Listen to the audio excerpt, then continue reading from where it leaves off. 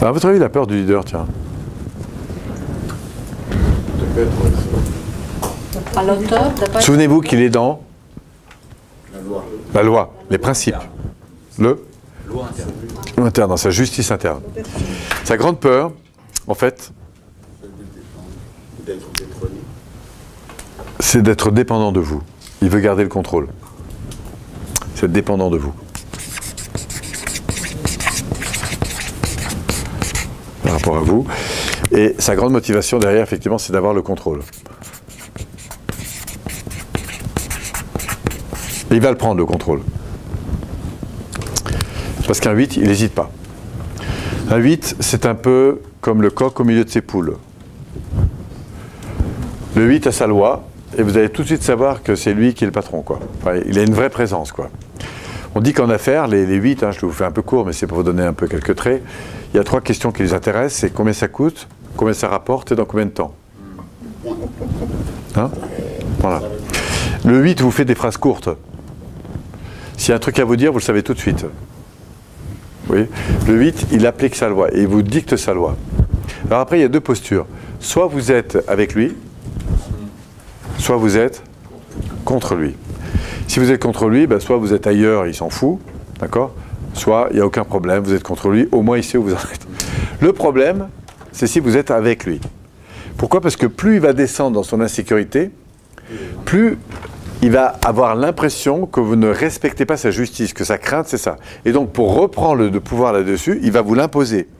Et il va faire régner de la peur, voire de la terreur, pour garder son pouvoir. Donc le 8, c'est un peu le parrain de la mafia, ouais. T'as un problème? Avec qui t'as un problème? D'accord. T'as un problème? Avec qui t'as un problème? Eh bien, sache que tu n'auras plus de problème. Il va t'éliminer le problème, hein. Dans tous les sens du terme. Ça, c'est le... Enfin, je caricature un peu, mais c'est ça, le 8. Mais par contre, si tu es vraiment dans sa loi, il te protège, tu vois. Il est vraiment nourricier. Voilà. Et il sait faire ça. L'adversaire n'est jamais un problème. Ce qui est un problème, c'est celui qui est proche. Alors, quand il descend dans sa dimension, en fait, il faut savoir qu'il est porteur d'une grande vision. Il a un grand projet, le 8. Mais pour appliquer ce projet, il faut qu'il y ait des mecs de sa trempe. Il vous dira, tout le monde n'a pas les couilles, vous voyez. Mais lui, il est... Et s'il faut, je vais y aller. Pourquoi? Parce qu'il n'a pas peur, lui. C'est un... Il peut se... Ouais, c'est un Robin des Bois, c'est un révolutionnaire, c'est un... Voilà. Et s'il faut y aller, il faut y aller. D'accord? Et alors, quand il descend mal, comme ça, il va vous expliquer qui est le patron ici. Alors, si vous êtes l'adversaire, vous allez rentrer dedans, il n'y a pas de problème. Il vous attendra au prochain tournant, mais vous aurez droit à votre truc. Mais si, par contre, vous êtes un proche et que vous l'avez trompé, là, il va faire de vous un exemple. Hein. S'il faut vous tailler au milieu un coup de serpette pour vous montrer qui est le patron, enfin, je caricature un peu, hein, d'accord? Mais voilà.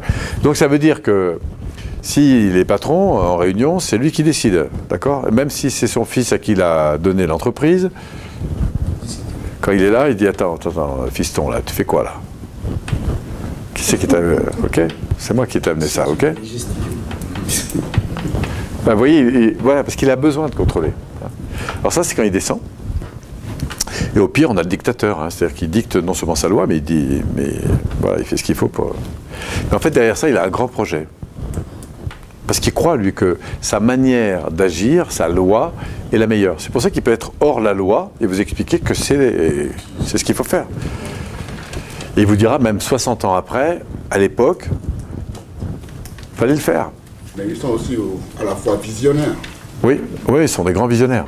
Ouais. Mais ils ont le courage de leurs ambitions. C'est très important. Et même s'il s'agit, je sais pas moi, de détruire la moitié de la planète pour l'améliorer, on va le faire. C'est logique. Ça devient une logique. D'ailleurs, on verra qu'il s'enferme dans sa pensée pour justifier son action. Donc ça, c'est quand il est dans la peur, il va donc, les murs vont être de plus en plus épais, les caméras de plus en plus nombreuses, vous voyez, les fenêtres de plus en plus serrées. Quand par contre, il va évoluer vers le haut, notre 8, on dit qu'il va passer de l'amour du pouvoir, du besoin de pouvoir, au pouvoir de l'amour. Sympa ça, non? C'est-à-dire qu'il va, au lieu d'imposer sa loi, il va faire don à l'autre. La première chose, c'est qu'il va s'ouvrir à la sensibilité de l'autre. Et et offrir à l'autre sa propre loi. Et il va devenir non plus un leader dominant, mais un leader inspirant. Charismatique. C'est-à-dire que les gens vont le suivre, non pas parce qu'il domine, mais parce qu'il inspire. Et comment il inspire? Il inspire parce qu'il a une véritable discipline qui nous inspire. C'est-à-dire une capacité d'intégrer des règles du jeu, ça peut être de l'éthique, quoi que ce soit, qui est inspirante. Il a une action qui m'inspire. Vous avez par exemple l'abbé Pierre, 8 pur jus, voilà, action des révolutionnaires à l'époque. Enfin, et puis, Mère Teresa, par exemple, qu'on a souvent situé en deux, qui n'a rien à voir avec un deux. C'est pas un problème de deux. Mère Teresa, c'est un sentiment d'injustice qui a toujours mobilisé son action. Et c'est le 8, mais là en version positive, c'est-à-dire oui, capable de monter un empire, quoi, en quelque sorte. Ce sont des gens qui ont une vraie présence quand vous êtes à côté d'eux.